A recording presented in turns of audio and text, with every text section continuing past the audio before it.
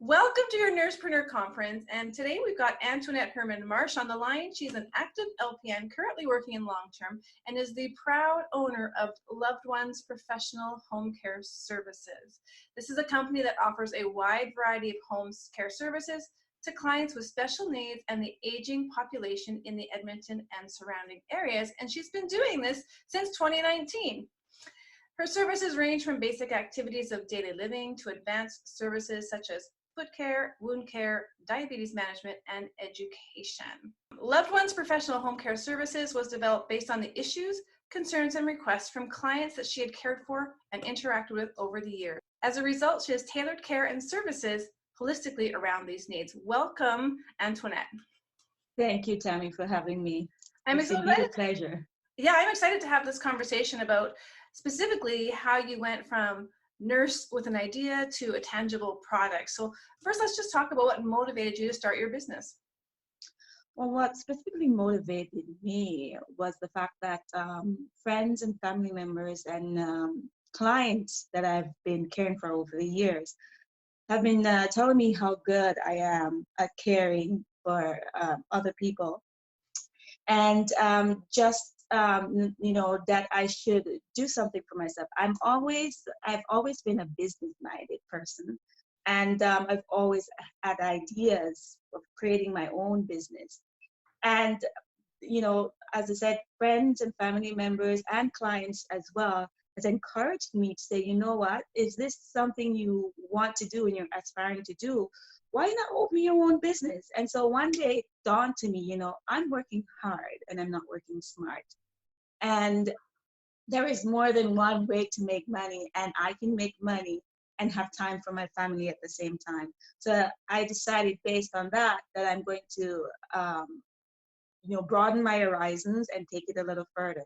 Because I've been in the business since 2010. I've been a healthcare aide prior to becoming an LPN, and I've been also for the past 17 years also an educator, a teacher. And so I've decided to go into this business, open my own business based on all the recommendations that I've been getting from friends and family members. And the fact that I need time for my kids, because my family, they are very athletic, sports orientated, and it just allows you to gives me more time with them. Yeah, right? I while earning, I can be with them at the same time. Yeah, I totally understand that as a parent myself. That was one of the motivators for me as well. So when you decided you were going to go into business, you had all this great positive feedback saying, hey, you're really good at this. Maybe you should consider it.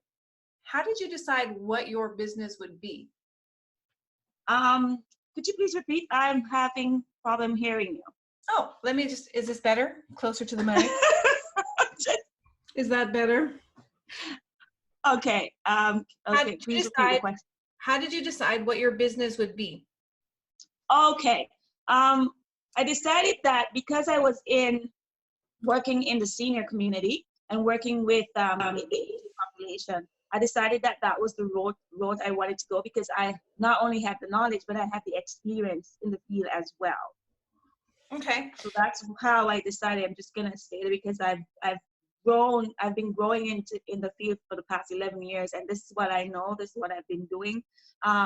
Also too, as a child growing up, I had family members with mental disabilities, and my family struggles with glaucoma.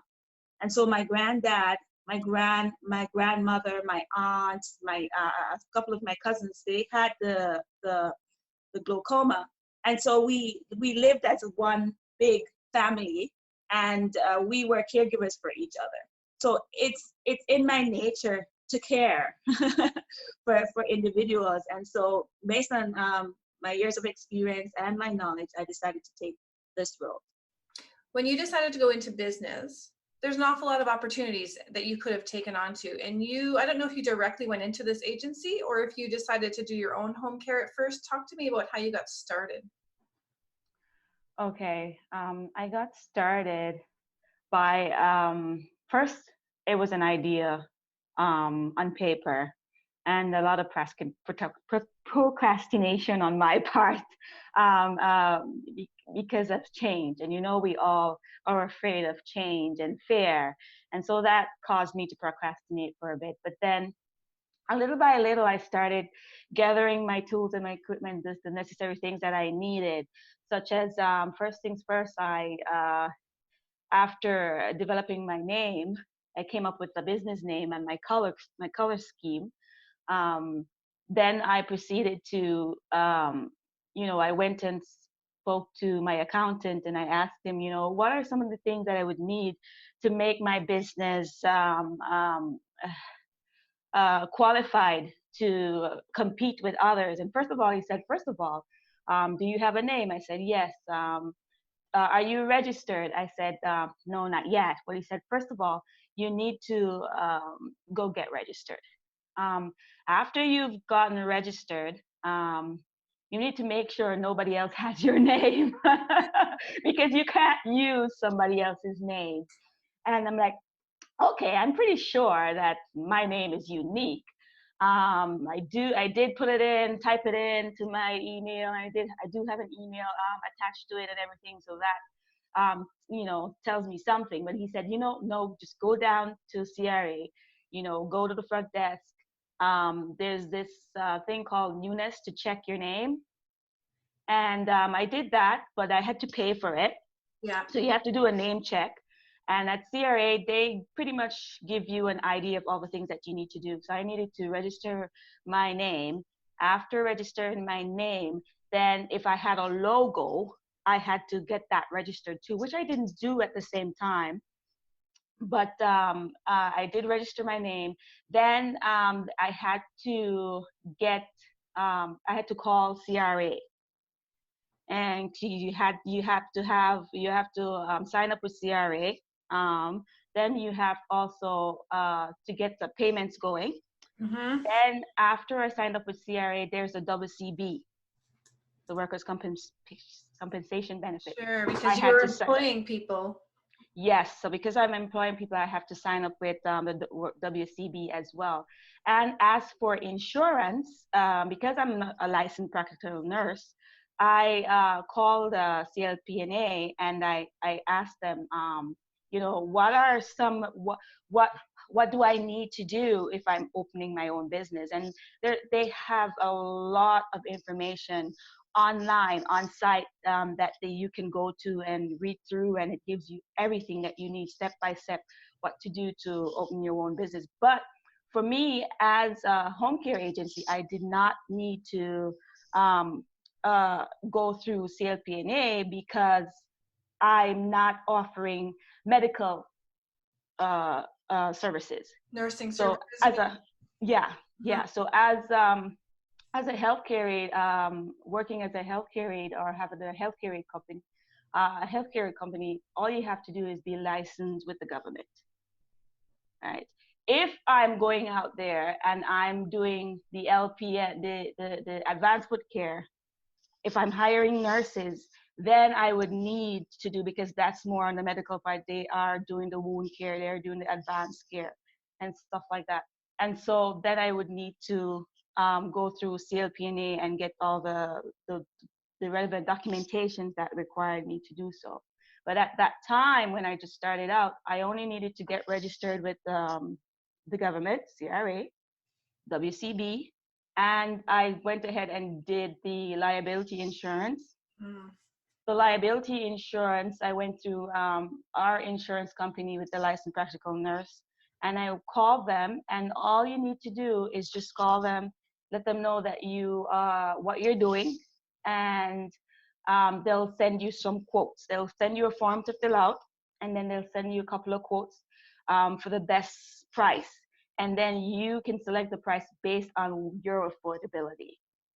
So I did just that, and you pay a monthly fee based on the breakdown of your premium. Mm-hmm. Mm-hmm. Mm-hmm. Did you have any roadblocks that you came up against as you were starting to build this business? The roadblocks that I that was a encountered big sigh. Yeah, because I'm still encountering it now, and I think anybody in opening a new business, it's the unknowns. and getting the information. And my main issue is getting information. Information regarding to how do I go about improving my client base, my client market? How do I expand? And this is an ongoing issue because even though right now I've expanded based on being in the field and knowing people like doctors and nurses and social workers. And so from time to time, they'll say, give me your referral call, give me your card. And that's where my clientele is coming from. But as it relates to Alberta Health Services and the greater market, I'm yet to find what would you call it now? I'm yet to get any assistance from them as it relates to clients' referrals to my business. So that's a little bit complicated because once you call, you get put on hold, or you get, okay, I'm going to put you onto this person, and this person puts you onto this person, and then all of a sudden everybody doesn't know anything, so to speak. So now I'm just relying on word of mouth, my doctors, a few of my associate doctors and nurses, and a few of my social workers. And so they have been sending clients my way. But I need to get into contact with Alberta Health Services and find out how they can, how I can get referrals from them.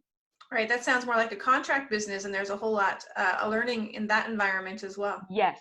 Yeah. Whole lot of learning. As every entrepreneur goes through, there's always one more chapter and one more thing to learn. Yes. And get connected somewhere else. So it's always a growth process. Yes, it's not easy. It's really a growth process, and it's really challenging. But, perseverance, and you just have to stick in there. If you believe in what you're doing, right, persevere. Yeah. Fight for what you want, fight for what you believe in. And by day, it gets easier. As the paperwork and all the legalities get out of the way, it gets easier. Yeah, absolutely. Once that ball starts rolling, a ball going downhill just gains momentum. Yes. So you kind of laid out, I was writing a few notes here as you were talking, you kind of laid out your step-by-step guide, but when you started, did you have anybody that was already an entrepreneur that you could reach out to and say, listen, how do I get started? I find with that,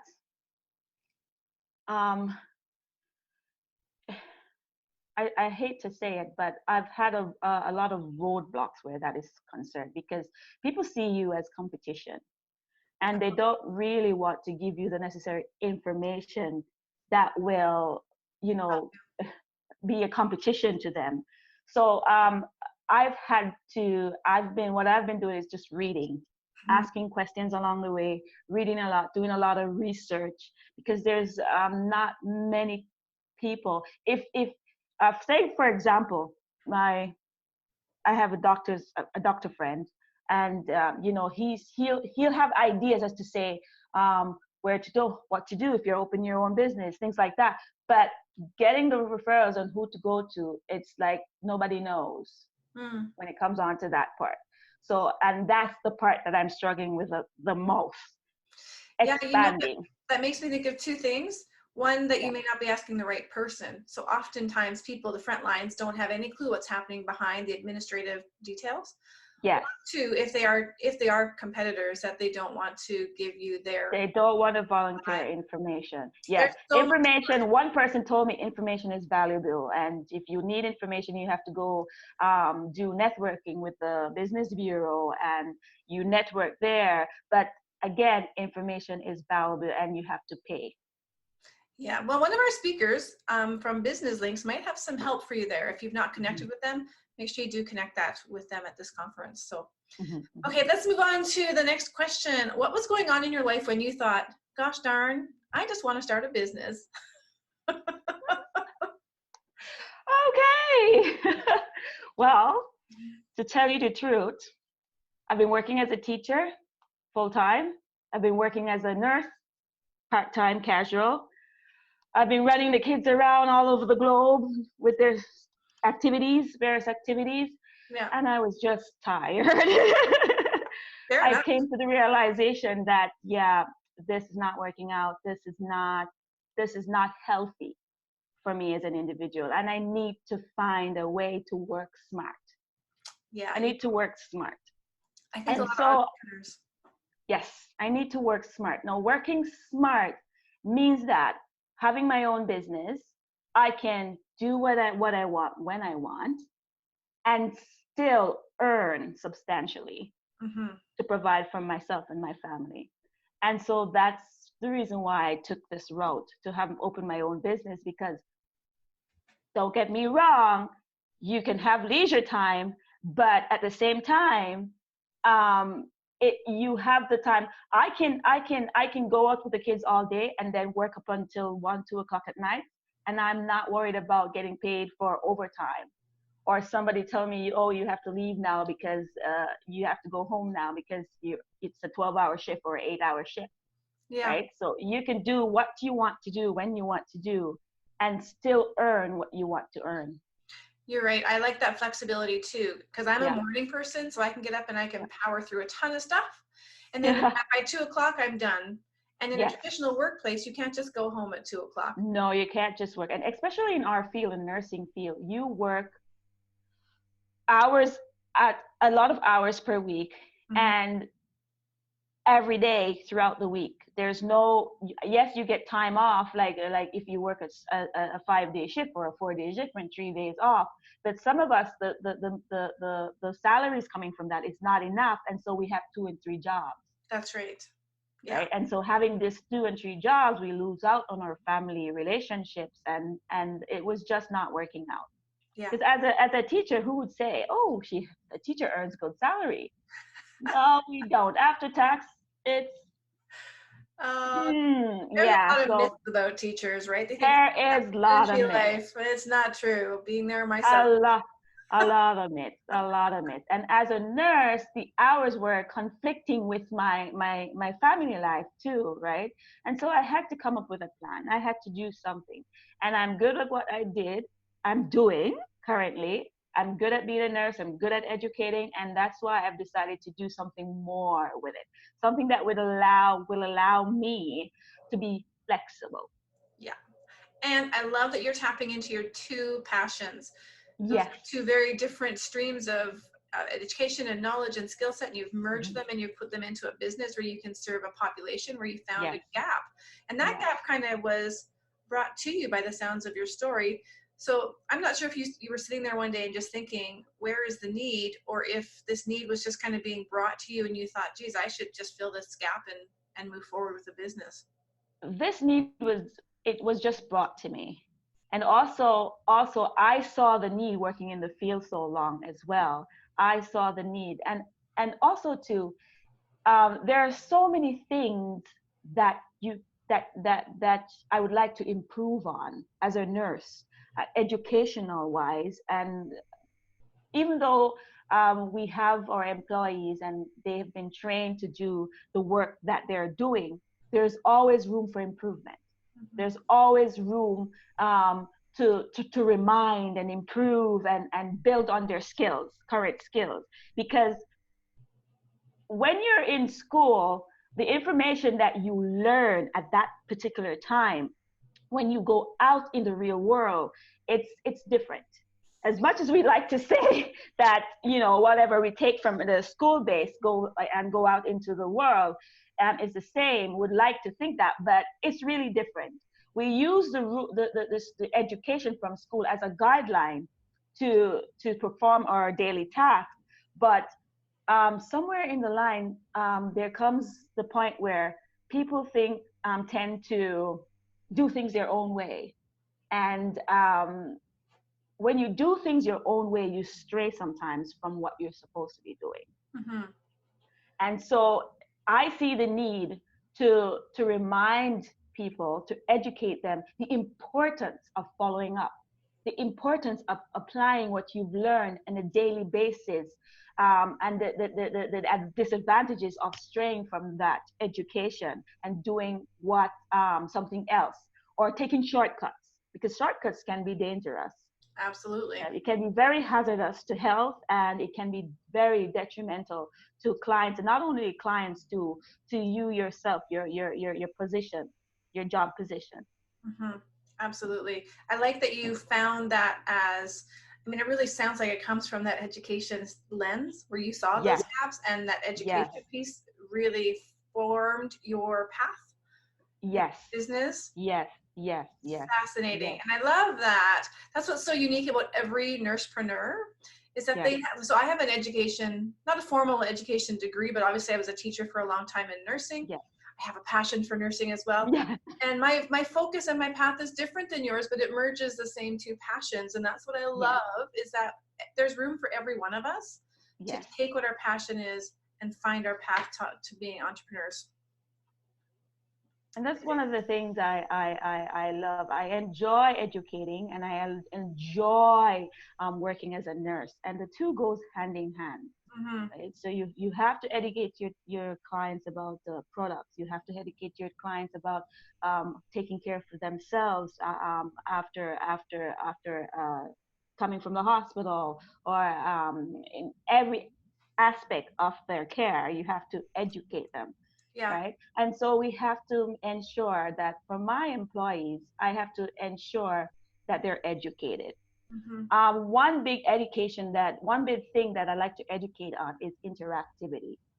My aim is to ensure that care is very interactive, not just going there and there's nothing to do and you sit on your phone and you tap in front of the client and watch the time until your time is ending and then you go through the door. But I want to see you care being more interactive in the sense of a daily plan, a daily schedule, where you on today, we're going to, okay, there's some bananas in the fridge. Let's make some banana bread. Let's do that together. And we sit around the table, and if your client is able, they're rubbing the batter together, and you're talking about life, right? And if you're not doing that, let's do tomorrow. Okay, tomorrow we'll do some bingo. And it's just interactive care that let's make a scrapbook of your life journey. And every day we put a page together, things like that. So my aim is to make care more interactive. For me, working as a healthcare and being in the field, I've seen so many things, and I don't necessarily agree with it. And this is the change that this is my change. This is what I want to put out there.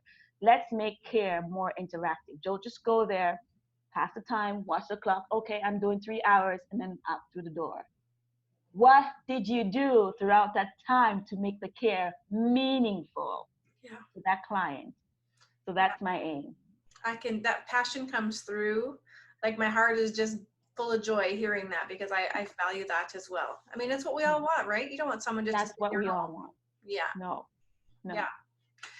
Fabulous. Okay, so what are the top 3 lessons that you would like to share with the audience about building a brand?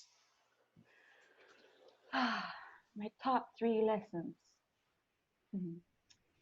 Number 1 would be do a lot of research. Do your research. You have to research, and you have to research and network. Make your calls. Be consistent with your phone calls and your liaising with the relevant persons in the field that will give you specific answers to your questions. So do your homework. Do not procrastinate. Whatever you say you're going to do it. Set timelines, set goals. Goals are important. If you don't set timelines and you don't set goals, then Mr. Procrastinator sets in. And then all the negativity sets in after you start to procrastinate. You said, okay, I can't do this. I don't know how. I don't know what to do. I don't know who to call. And then Mr. Procrastinator say, yes, girl, you can't. Just lay back, just sit back, just relax. And if you do that and you listen to that inner voice, you will not succeed. You have to persevere. You have to go out there and ask the right questions, seek the right persons. And if you meet up on a roadblock, go around it, move around it, find other ways. There's other ways of getting answers to your questions. Mm-hmm. That's my third. And that's my second, sorry. And my third would be to just enjoy what you're doing. If you don't enjoy what you're doing, there's no fun in it. And there's no fun in it, you don't want to do it. And if you don't want to do it, you will not put the emphasis and the energy it takes to make something successful. That's beautiful. I was taking notes myself. I'm like, this is good stuff. You know what it makes me think of is just take imperfect action.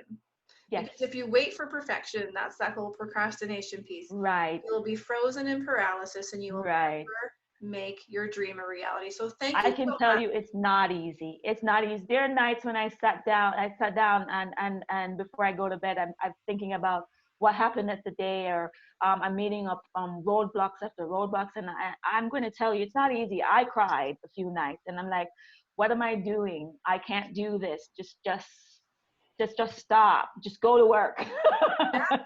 I think just go to work. Yeah, every entrepreneur goes through that cycle. Yeah. This has been a long journey. I've been on this for a little while. Should I just get a job?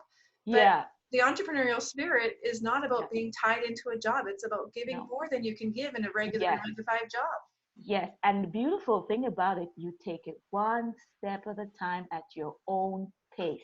You move with the flow. And because you're not under that pressure of working for someone, you can brush it off, wipe your tears off, and move again. Yeah, that's amazing. Is there anything that you'd like to share that we haven't asked for those who are listening about your journey? I'm sorry, a phone call just came in. I had to. I didn't hear a word you were saying. Is there anything you'd like to share that we haven't maybe covered in the questions? Not really. I just would like to throw it out there that,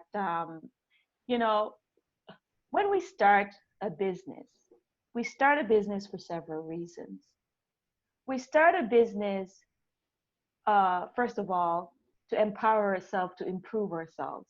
But we not only start it for us, we start it for other people.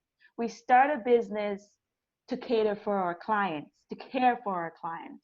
We start a business to employ people. And when you employ people, you're giving back to the community, you're giving back to the society, you're giving back your GP is growing, your gross profit is growing, the country's gross profit is growing, and you're giving back to taxes, and you're giving back to not only to your society, but the entire country. And so, because we're giving so much, when individuals come up with the ideas and they decide to open a business and they ask for help, I'm imploring to other business owners and other people, help them. Because don't just see us as competitors or competitors. See us as avenues of resources. See us as avenues of expanding and exploring the unknown. Because you can learn from me, I can learn from you, and we can all work collectively, to help others in a meaningful way. There's a niche for everyone, right? And even though I'm competing with you, I'm glad you're close. Competing with you, I have my niche, you have your niche, and collectively we can help people that require the help that they need meaningfully without fighting. Because fighting against each other in the business world, it doesn't necessarily gets us anywhere, right? So if we can just come together and help each other meaningfully, if someone needs information, I mean, information comes at a price, and everything it can be marketable, right? But we need an avenue that we can easily tap into and access. Everything is about money. You go to the CRA and they said, you go to the registered, the licensed registered places, and you go there and they said, okay, you got to sign up with CRA. Then you have to sign up with WCB. Then you need to have an insurance, and then you have to pay for your name, and then you have to pay for your logo. But nobody says, okay, where do you go from here? Yeah, that's what this conference is hopefully addressing. Yes, where do we go from here? I've done all this. My business is legalized. I'm ready to go out there. I'm ready. How do we get the clients? How do we because we are not allowed to do door to door, so to speak, anymore. So that is to me is not good. It's not benefiting us, even though it's a security and safety reason for persons out there. Mm-hmm. But you're not allowed to go out to door to door. We have to rely on our resources, our friends and our families, and our interdisciplinary team, or doctors or nurses. For me as a nurse, I have that. What about the persons who don't have those resources? Mm-hmm. You don't have a friend who's a nurse. You don't have a friend who's a doctor. You don't have a friend who's a social worker. How would they, how would they move on? Would they survive? How would they get to where they want to be with regards to getting clientele? Yeah. So it's a lot to think about. It's a lot to dive into, but it's perseverance, consistency. Yeah. And our session on social marketing with Alexandra Carno is going to be fantastic to help people figure out some of those pieces about marketing, about where are your ideal clients and how do you let them know that you have a service that they might be interested in. So that's going to be a fantastic tie into this conversation. There was two things I wanted to share. One is thank you for daring. Every entrepreneur starts with daring, and that's what my whole speech is about, is daring to have a dream that doesn't fit the mold of the normal 9 to 5. Daring to see a gap and actually stepping into it to try and address it, because a lot of people will see gaps and they think that's not my problem. And then actually doing the work. The path is never known for entrepreneurs, and I think that's a big misnomer. Is we think that there's this step by step guide, and you learn as you go. That's right. You listed the kind of things you had to do for getting a business set up, but then you were like, now what? Where is the path taking me? And you just, as you said, day by day. Day by day. Yeah, and that's how you get to the done part, right? You dared it, you started doing it, and then you got it done. You have your business now, and now the next piece is how do I scale it? And then the next piece is how do I maybe franchise it? There's so much more to grow. There's so much more. The second thing I wanted to say is that not all money is green. No. Right? So this whole service of sharing and connecting with other entrepreneurs is reward. It's money in a different sense. It's connection, it's sharing, it's building the capacity of others to serve their calling. Is there one last question? Is there any way that if someone's wanting to connect with you and maybe they're looking to start their own franchise or their own business in home care, or if they maybe have somebody that they're looking to connect with you to provide service, how could they get a hold of you? Oh yes, I have some brochures here that I have been distributing since the coronavirus set in. That has dampened my business a bit, but and then I have my business card. And then if they want to get in contact with me, they can just contact me at lovedonesprofessional@gmail.com. I have a website coming up. I'm still working on it. We're currently working on it. So that will be coming up soon, maybe by before the end of April. Yeah. And so it's lovedoneprofessional@gmail.com. And my website will be www.loaflimited.com. So that's www.lophsltd.com. So that will be the website. Also, they can reach me at my phone number at 780-710-7517. Awesome. And we'll connect that up all in the description below so people can have that. Thank you so much for sharing and being part of our Nursepreneur world. Thank you, Tammy. Have a good day. Yeah, you too.